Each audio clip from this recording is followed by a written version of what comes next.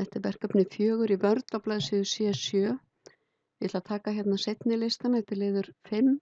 Ég raða honum í stafrófsröð, þá passa ég að taka ekki fyrirsögnina með og ég smelli hér á A til Z og hef haka hér við og no header row. Þá kemur hann hér.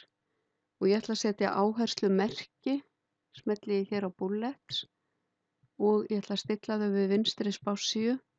Þá fer ég hér í paragraf og breyti þessu hér í 0. Þá komaðu við vinstri spássíu.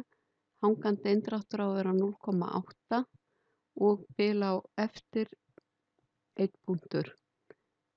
Skrifa ég hér 1 og tek hakið af mun eftir því. Þá kemur áherslumerki hér og bilið er örlítið lengra. Síðan ætla ég að fara hér á eftir Swiss og setja neðanmálsgrein.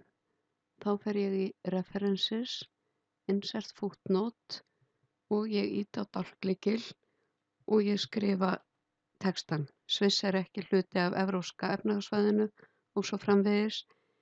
Ég þarf ekki að ýta á Ctrl og T hér fyrir hangandi inndrátt af því að neðanmálsgreinin fer í eina línu. Þannig að ég ætla að vista.